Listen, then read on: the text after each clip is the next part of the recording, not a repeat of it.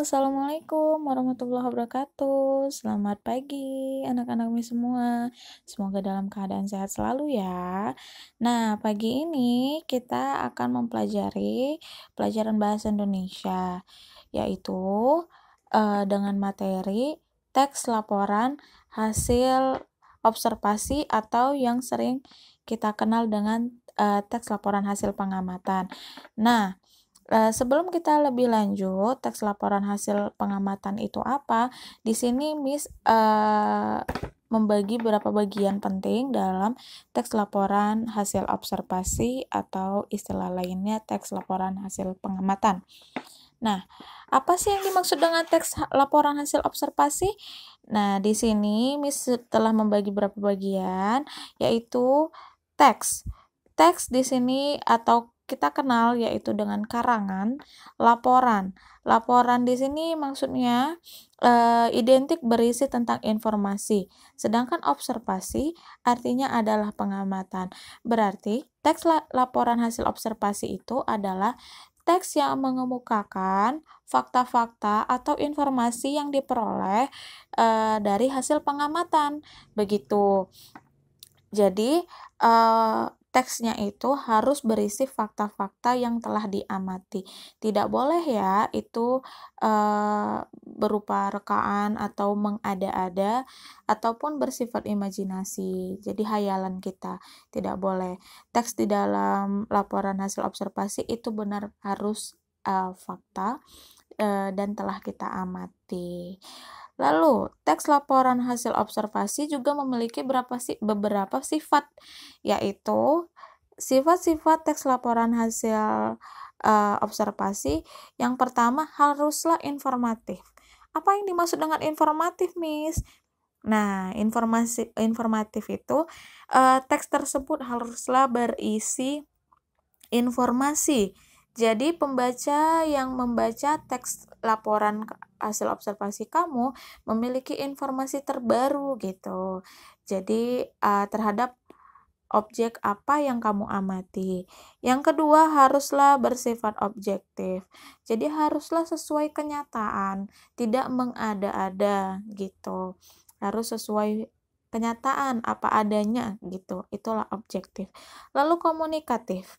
Nah, komunikatif ini maksudnya gimana, Miss? Haruslah teks kamu itu komunikatif itu mudah dipahami atau mudah dimengerti. Nah, jadi itulah sifat-sifat dari teks laporan hasil observasi. Lalu, yang dikatakan teks laporan hasil observasi harus memenuhi beberapa kriteria ataupun ciri-cirinya, yaitu yang pertama, teks tersebut memiliki struktur yang terdiri dari pernyataan umum, deskripsi bagian, dan deskripsi manfaat. Yang kedua, haruslah mengandung fakta. Seperti yang Miss katakan tadi, tidak boleh berasal dari imajinasi. Harus mengandung fakta dan memang telah kamu amati gitu, atau kamu survei langsung ke lapangan misalnya. Yang ketiga yaitu bersifat objektif, apa adanya, sesuai aja kenyataan. Yang keempat, ditulis dengan sempurna dan lengkap. Inilah yang disebut dengan ciri-ciri teks laporan hasil observasi. Jadi harus memiliki struktur, ada fakta, terus dia memang harus bersifat objektif, lalu ditulislah dengan sempurna dan lengkap, sehingga mudah dipahami pembaca apa sih yang ingin kamu laporkan gitu, apa sih objek yang kamu laporkan di dalam, kamu tuangkan ke dalam teks tersebut itu. Lalu kita masuk ke struktur-struktur dari teks laporan hasil observasi. Nah, strukturnya apa saja? Atau bagian penting gitu. Kalau struktur ini istilahnya itu bagian penting dari teks itu. Jadi inilah intinya yang harus ada di dalam teks itu agar dikatakan teks laporan hasil observasi harus memenuhi strukturnya. Nah, di sini yang pertama yaitu adanya pernyataan umum atau klasifikasi. Maksudnya di dalam teks laporan hasil observasi ini haruslah ada kata pembuka atau kalimat pembuka atau pengantar terhadap hal yang kamu sampaikan gitu. Atau secara definisi umumnya, secara garis besar. Nah, biasa itu ditandai dengan kata definisi. Apa sih yang dimaksud dengan kata definisi? Nah, kata definisi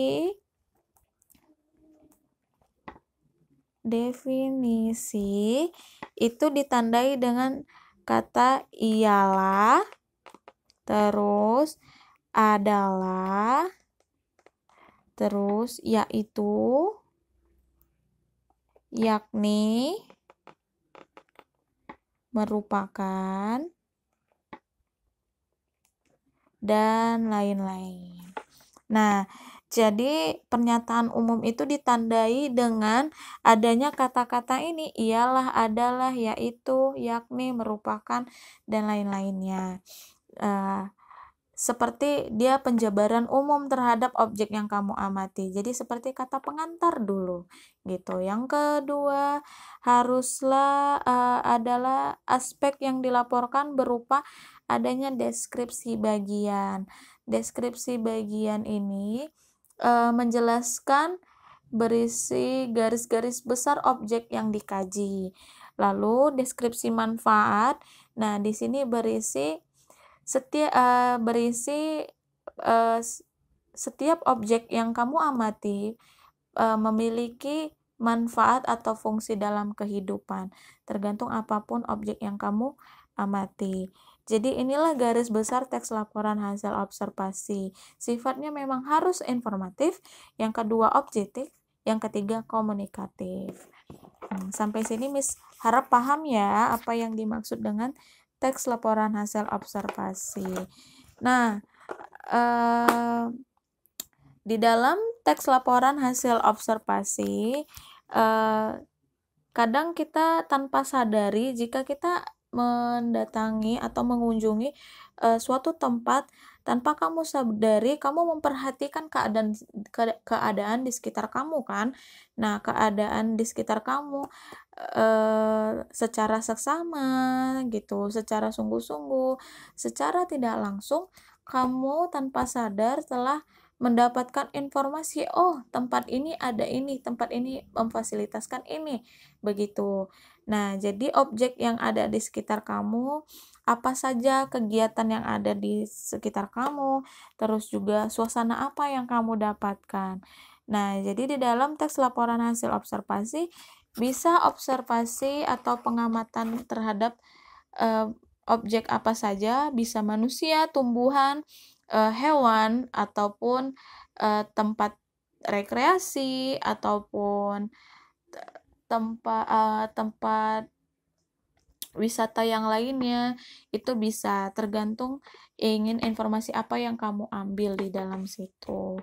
Nah, sebagai contoh, jika kalian punya buku kita bahasa Indonesia di halaman 4.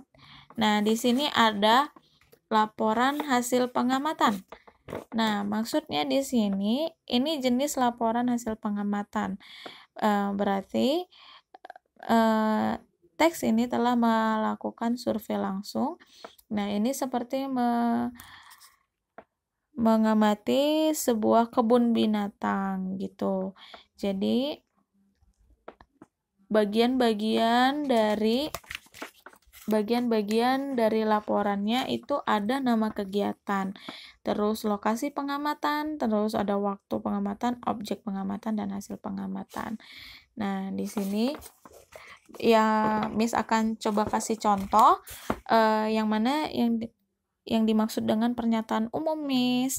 Nah, di dalam laporan hasil pengamatan ini, si penulis melakukan observasi langsung ke kebun binatang Ragunan di Pasar Minggu, Jakarta Selatan pada hari Kamis 5 April 2018. Apa yang diamatinya? Nah, di sini dia mengamati makhluk hidup di sekitar. Terus objek pengamatannya hewan-hewan yang ada di kebun binatang Ragunan. Nah, pernyataan umumnya itu yang mana, Miss? Nah, seperti yang Miss jelaskan tadi, pernyataan umum itu kan pembuka atau kata pengantar di dalam hal yang ingin kamu sampaikan. Contoh, ini kan mengamati kebun binatang Ragunan. Nah, pernyataan umumnya itu penulis mengemukakan kebun binatang Ragunan adalah sebuah tempat tinggal berbagai jenis hewan yang terletak di daerah Ragunan, Pasar Minggu, Jakarta Selatan. Titik. Ini satu kalimat. Setiap gabungan dari beberapa kata dan diakhiri titik itu disebut dengan satu kalimat. Nah, yang tadi untuk menandai kata definisi itu diawali dengan ialah, adalah, yaitu, yakni, merupakan. Nah, dari kalimat pertama kita telah menemui kata definisi, yaitu adalah. Contohnya. Nah, di sini contohnya adalah. Jadi, dia menjelaskan secara umum kebun binatang Ragunan adalah sebuah tempat tinggal berbagai jenis hewan. Jadi secara global, universal. Lalu dijelasi dengan beberapa observasi atau pengamatan yang data-data yang ia ambil. Seperti kebun binatang didirikan pada tahun 1864, luasnya 140 hektar. Lalu kebun binatang ini merupakan habitat buatan bagi para hewan, termasuk hewan langka. Lalu di dalamnya ada 295 spesies dan 4040 spesies dan beberapa penjelasan lainnya. Nah, lalu yang dimaksud dengan deskripsi bagian. Di bagian itu berarti menjelaskan objek yang dikaji, yaitu objek yang dikajinya kebun binatang Ragunan memiliki beragam spesies hewan yang dirawat di sana, seperti reptil. Nah, dia menjelaskan bagian-bagian di dalamnya. Unggas, mamalia, primata, gitu.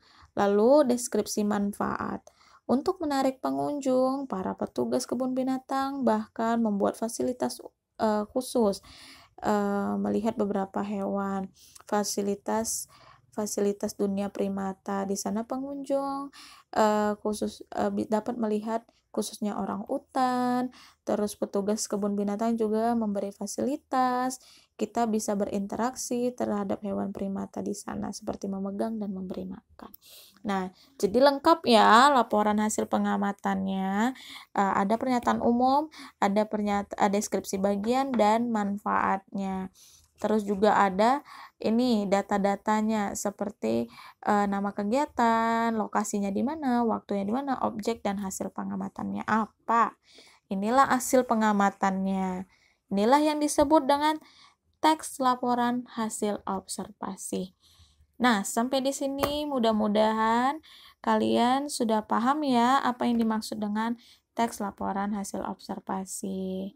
Oke, hari ini Miss hanya menjelaskan materi tersebut.